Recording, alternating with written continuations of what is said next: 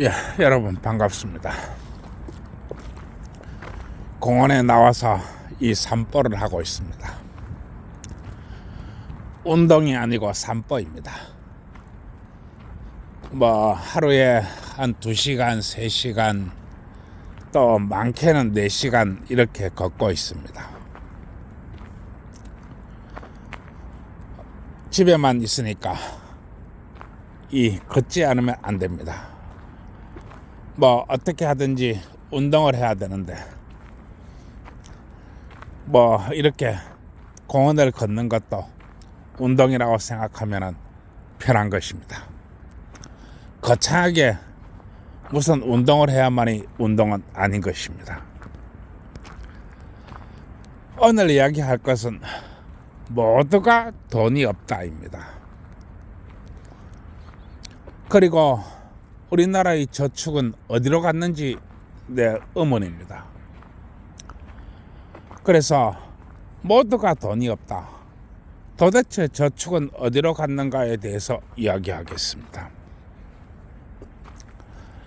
우리가 자라올 때는, 즉 내가 이 어린 시절 자라올 때는 엄청나게 저축을 강조했습니다. 정말로 저축은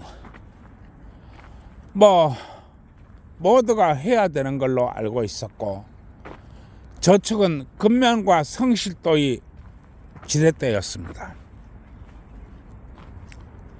그리고 집집마다 얼마나 저축했느냐가 자랑거리였습니다. 그런데 어느 날부터인가 이 저축 얘기가 쏙 들어갔습니다. 저축 얘기가, 요새는 이 저축을 하는 사람을 찾아볼 길이 없을 정도로 그렇게 저축 얘기가 들어가 버렸습니다. 도대체 이게 어떻게 된 일인가? 그리고 내가 이제 나이가 들어서 이제 어른이 되고 환갑을 넘다 보니까 주위에 저축한 사람이 없다는 것입니다. 어떻게 우리가 배우고 자라고 할 때는 저축은 곧 미덕이고, 저축은 곧 자랑거리였고, 저축은 이 국가 경제 발전에서도 이바지하고 집안을 튼튼히 지탱하는 버팀목이라고 배웠는데, 내가 어른이 되고 나니까 이 저축하는 사람들이 없습니다. 그리고 한 집안에 돈 3천만 원도 없는 집안이 천지백가리입니다. 돈 3천만 원이라고 하는 것은 현금을 이야기하는 것입니다. 집에 돈이 없습니다. 도대체 왜 이렇게 되어버렸는지 나는 이 사안을 이렇게 바라보면서 정말 놀라고 또 놀라는 바입니다. 우리가 자라올 때는 저축은 미덕이라고 배웠는데 어느 순간에 저축을 하는 사람은 멍청이가 되어버렸습니다. 왜 이렇게 되었을까요? 그리고 나이가 들어보니까 저축을 한 사람들이 없습니다. 집안에 현금 3천만 원도 없는 사람들이 그야말로 절반인 것입니다. 왜 이렇게 되었을까요? 우리가 배웠던 것은 다 어디로 가버리고, 우리가 듣고 행동했던 그런 저축과 돈에 대한 지식은 다 어디로 가버리고 전부 이렇게 빈털터리가 되어 있는 건가요? 그러나 이 자산 총계와 순자산은 다른 것입니다.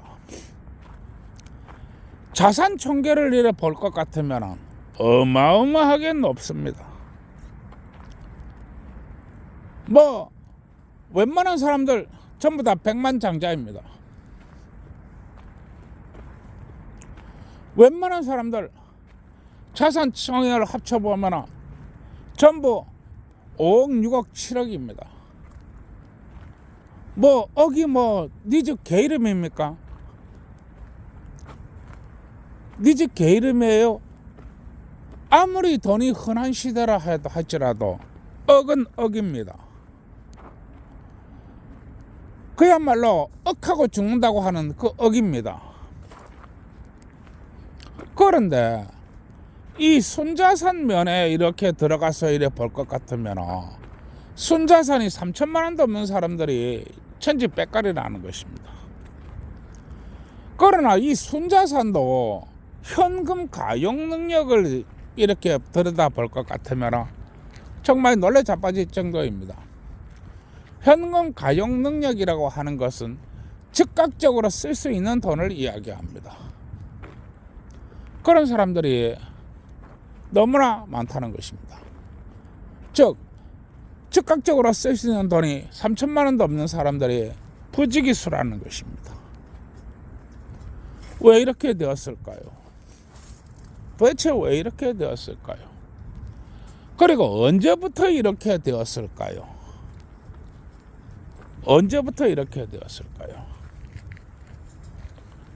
내가 이거 계산을 잡아보니까 아마 한 25년쯤 되지 않았나 이렇게 봅니다. 25년, 30년 이렇게 되지 않았나 이래 봅니다. 그러면은 30년 또는 25년 이 사이에 무슨 일이 있었는가 이렇게 찾아봐야 됩니다.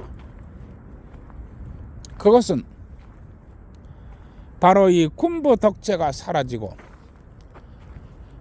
민간인 시대가 열렸다는 것입니다. 즉 민정의 시대가 열렸다는 것입니다. 그리고 민주주의 시대가 열린 것입니다. 나는 이야기합니다. 민주주의라는 것은 무엇인가?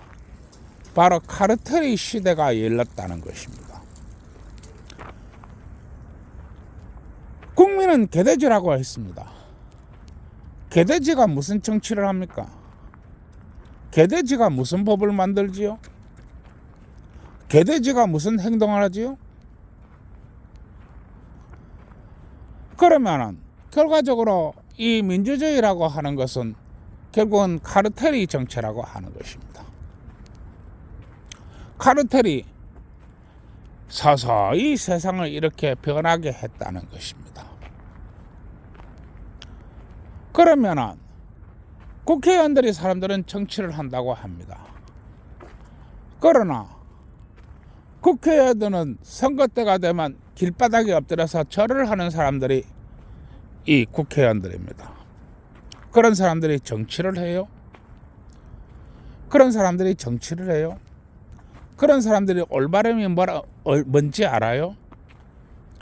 그런 사람들한테는 표는 곧 정의이고 돈은 곧 힘이고 그런 것입니다. 옳고 그러면 애시당초 없는 것입니다. 마찬가지로 카르텔이 눈밖에 난 정치인은 그야말로 다음 선거에 당선하지를 말아야 됩니다. 왜냐하면 카르텔은 엄청난 돈과 엄청난 자금과 엄청난 힘과 엄청난 인력을 갖다가 쏟아부어서 낙선시키기 때문에 그렇습니다. 그래서 올바른 정치인은 설 수가 없는 것입니다. 그렇게 해서 세상이 서서히 바뀌어 왔습니다. 그러나 카르텔이 노리는 것은 바로 여러분들이 돈입니다. 카르텔은 곧 돈을 원하는 집단이기 때문에 그렇습니다. 그리고 카르텔은 사람이 곧 돈이요, 돈이 곧 힘이요, 힘이 곧 법이다. 이런 것들이 카르텔이 논리입니다. 그리고 여러분들이 돈은 다 뺏긴 것입니다. 그리고 군사독재에서 이야기하던 그 저축이 미덕과 근면과 성실하면 곧 바보소리 듣는 그런 세대가 와버린 것입니다.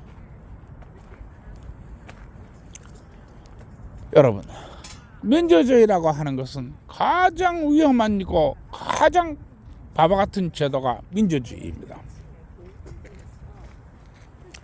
그리고 이 카르텔은 끊임없는 세뇌로 오늘이 전부 가난뱅이를 만든 것입니다. 그러나 가난뱅이를 만들어 놨다고 하면 차라리 낫습니다. 모두가 빚더미 위에 올려 앉힌 것입니다. 모두가 빚더미 위에 올려 앉혔다고 하는 것입니다.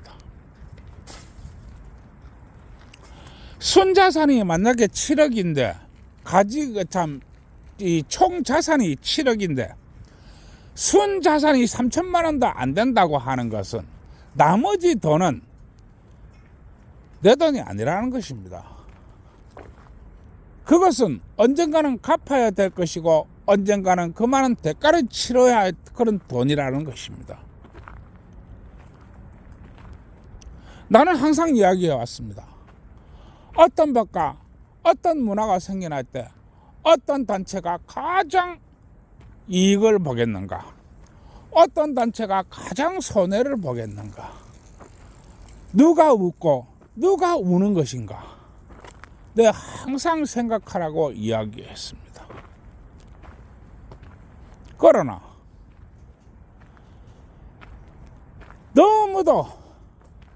너무도 복종의 길 들여졌고 한평생 기어다니고 한평생 너 밑에 고개 숙인 우리 장년들은 움직이지 않습니다. 내가 왜 대가리 총맞는 짓을 해? 내가 왜 손해보는 일을 해? 내가 왜 위험한 일에 나서? 아무도 나서지 않습니다. 그래서 우리 사회는 깊은 수렁으로 가는 것입니다.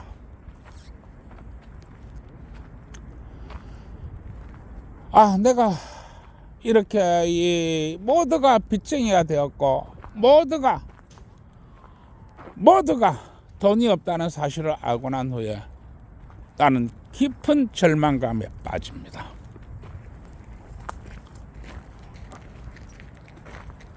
저축이 있고 난 후에 투자가 있는 것입니다. 투자가 있고 난 후에 저축이 있는 게 아니라는 말입니다. 내가 이 앞만 보고 달릴 때 나는 일정하게 저축금을 올려놨습니다. 저축과 투자는 다른 것이기 때문에 저축은 저축대로 가고 투자는 투자대로 갔습니다. 내가 마을버스 할 때 평균 31개를 했습니다. 그런 행위를 2년이 넘도록 했습니다. 31개를 했다고 하는 것은 한 개가 하루니까 한 번도 쉬는 적이 없었고 남의 일까지 도맡아서 했다는 것을 의미합니다. 나는 그렇게 열심히 했습니다.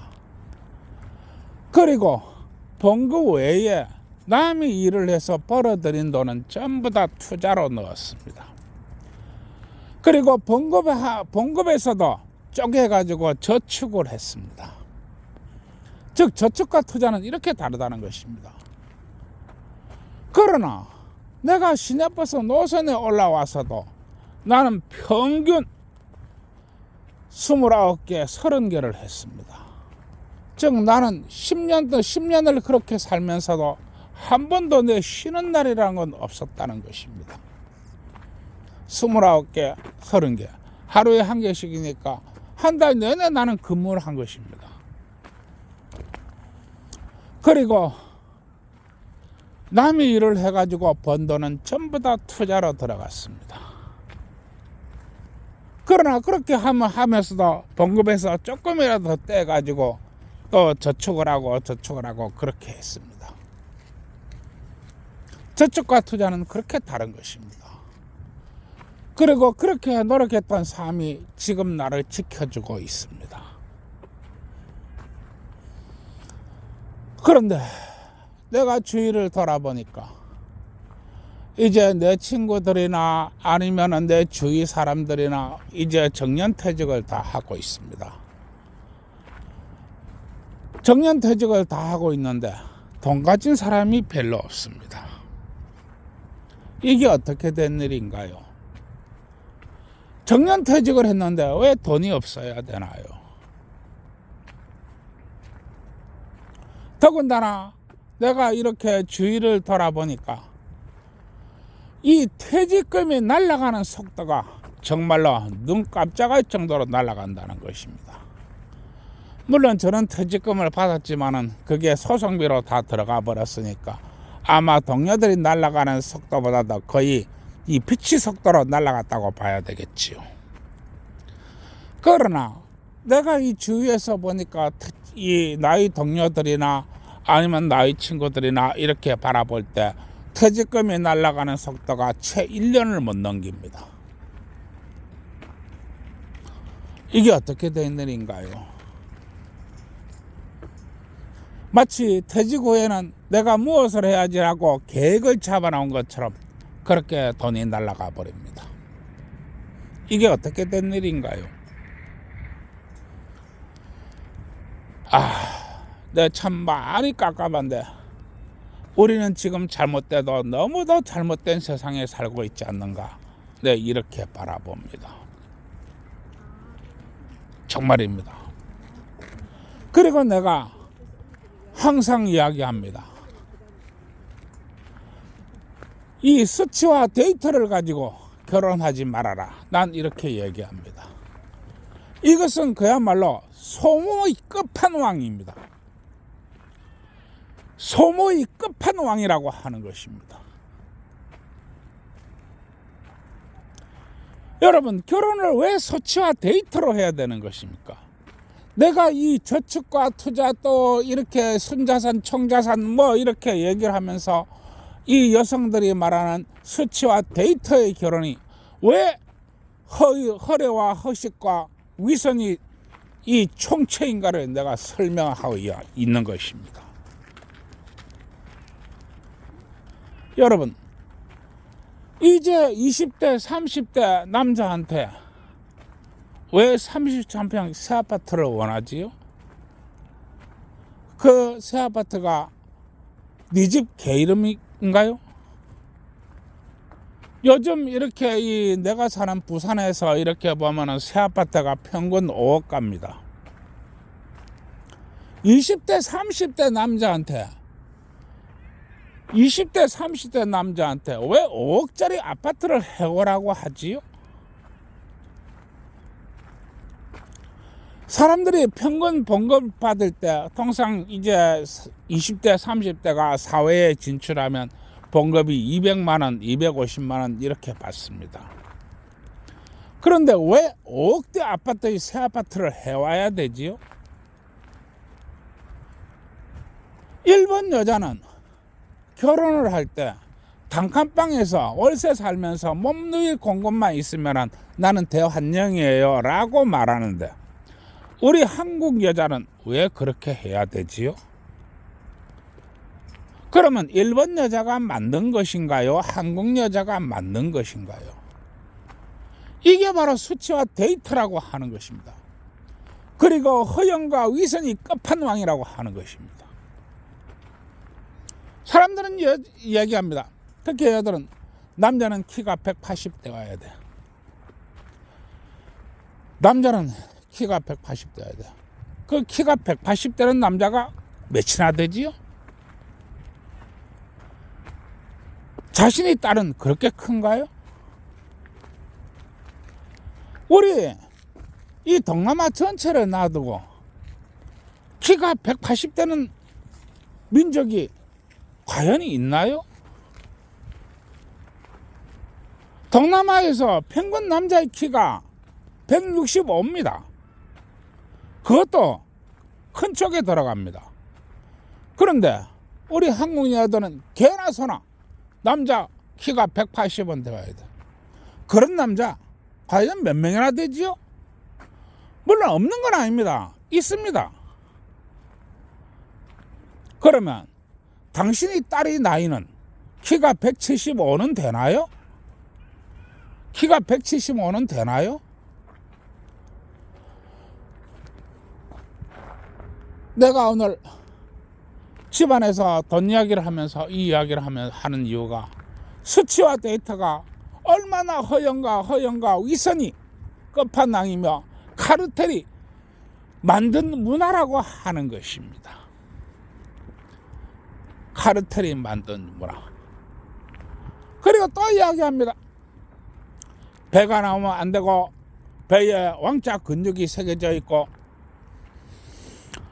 그야말로 멀리 뛰기를 하면 10m는 날아가야 되고 왜 이러는 거죠? 얼굴은 계란형으로 이쁘게 생겨야 되고 팔뚝에 근육이 있어야 되고 왜 이러지요? 이게 바로 수치와 데이터라고 하는 것입니다. 그리고 이러한 문화를 만들어 놓은 장본인들이 바로 우리 재산을 약탈해 간 자들입니다. 그래서 한평생 일하지만 집안에서 당장 쓸 돈이 3천만 원도 없는 것입니다.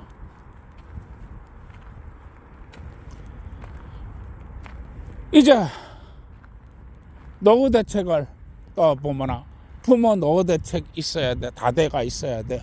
현금 3억 정도는 있어야 돼. 도대체 20대 30대한테 남자한테 그런 걸 왜 원하지요? 바로 이것이 온 가정에서 빚내가지고 할부차 사는 것입니다. 옆집에서 소나타 뽑았으니까 나는 제네시스는 뽑아야 돼. 돈 한 푼 없어도 돼. 왜냐하면 내가 약고 죽으면 안 되잖아. 내가 옆집보다 못 산다는 게 드러나면 안 되잖아. 이게 바로 어른들이 세계이기도 하고 바로 이 젊은이들이 세계이기도 한 것입니다. 그러면 왜 이렇게 되느냐? 바로 탈탈 털어야 되기 때문에 그렇습니다. 네, 참 정말로 답답한데요. 뭐 얘기를 하면 끝도 없고요. 또 이 유튜브라는 게 또 너무 오래 떠들어도 안 되는 것이니까 뭐 이 정도 끝내고 계속 또 넘어가도록 하겠습니다. 우리 모두 이 대단한 자각을 원하는 바입니다. 세상에 있는 청춘 남녀 여러분, 왜든 간에 둘이 손잡고 왜든 간에 좋은 데 놀러 다니시고 또 그 지역의 상권도 먹고 살기 위해서 맛있는 것도 사 드시고 또 그 지역에 숙박업소도 먹고 살기 위해서 떡도 많이 치시기 바랍니다. 내가 이야기했습니다. 수치와 데이터로서 결혼을 하는 것이 얼마나 어리석고 얼마나 위험한 것인가. 결혼은 그렇게 하는 게 아닙니다. 결혼은 떡을 쳐보세요. 떡을 쳐보시면 영이 남자한테 와서 이야기합니다. 이 여자 정말 이뻐. 이 여자 정말 사랑스러워. 이 여자 정말 믿을만해. 그러니 너와 함께 100년 살 거야. 이렇게 이야기합니다. 또 영이 이 여자한테 가서 이야기합니다. 이 남자 정말 멋져. 이 남자 정말 책임감 있어. 이 남자 정말 성실해. 그러니 너와 함께 100년 살 거야. 이렇게 이야기합니다. 그래서 떡을 쳐보라고 하는 것입니다. 청춘 남자가 치는 떡이 나쁜 떡이 아닙니다. 그거 쳐봐야 됩니다. 그러고 요즘 우리 기성세대들이 너무 밤일을 안 하는데 나는 항상 이야기했습니다. 하나가 있는 곳에 하나가 있다. 그러면 하나가 있는 곳에 하나가 있다고 하는 것은 밖에 일이 있으면 안에 일이 있다고 하는 것입니다. 밖에 있는 일은 열심히 이렇게 돈 벌어오는 거지만 안에 있는 일은 사랑을 쌓아가는 일입니다. 그 사랑을 쌓아가는 일이라는 것은 다름 아닌 부부가 많이 박는 것입니다. 자신의 아내를 사랑하고 싶나요? 그러면 많이 박으세요. 자신의 아내를 좀 더 아끼고 싶나요? 그러면 많이 박으세요. 자신의 짝이 더 부드러워지길 원하나요? 그러면 많이 박으세요. 박으면 박을수록 사랑스러워지고 박으면 박을수록 애정이 생기고 박으면 박을수록 부드러워집니다. 물론 부부가 밤에 뭘 박는지는 모르겠습니다. 그걸 박는다, 뭘 박는다라고 하면은 또 5만 원이 될지 10만 원이 될지 모르는 이 국가에서 돈 받는 패미들이 달라들어 가지고 저놈 새끼가 어디서 바른 말하고 있어? 틀린 말을 해야지. 어디서 바른 말하고 있어? 내가 손봐줄 거야. 이래가지고 또 달라들지 모르니까 내가 또 뭐라라고 말은 못하겠고, 참 이래도 피곤하고 저래도 피곤합니다.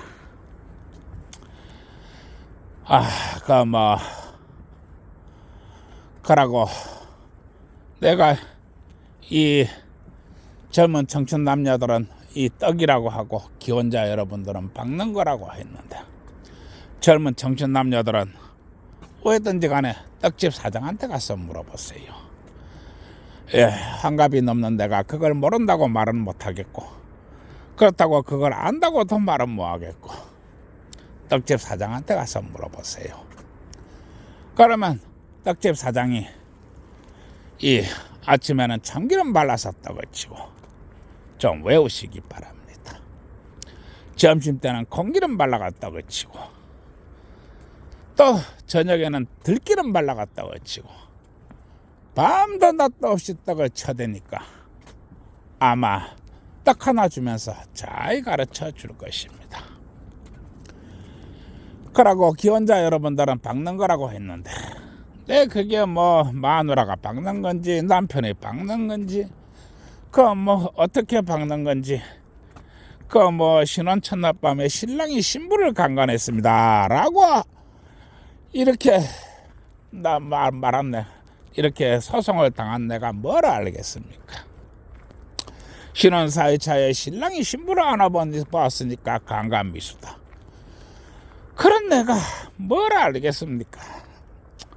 그냥 개떡같이 말하면은 찰떡같이 알아들으시고, 어쨌든지 간에 이 기혼자 여러분들께서는 이 건설회사 사장한테 가서 물어보세요. 그러면 건설회사 사장이 아침에는 세모난 파이프 받고, 또 점심 때는 네모난 파이프 받고, 또 저녁 때는 둥그런 파이프 받고, 밤도 낮도 없이 박아대니까 아마 건설회사 사장이 입에 침을 튀가면서 잘 설명해 줄 것입니다. 그러니 기혼자 여러분들은 이 건설회사 사장한테 가서 물어보시기 바랍니다. 기혼자 여러분들, 밤일 좀 많이 합시다. 밤일 좀 많이 해야 애를 낳지요. 안 하는데 어떻게 애를 낳나요? 이래도 피곤하고 저래도 피곤하고, 어둠이 내린 길을 혼자 가면서 이렇게 떠들고 있습니다. 좋아요, 구독 눌러주시고 오늘도 좋은 밤 되세요.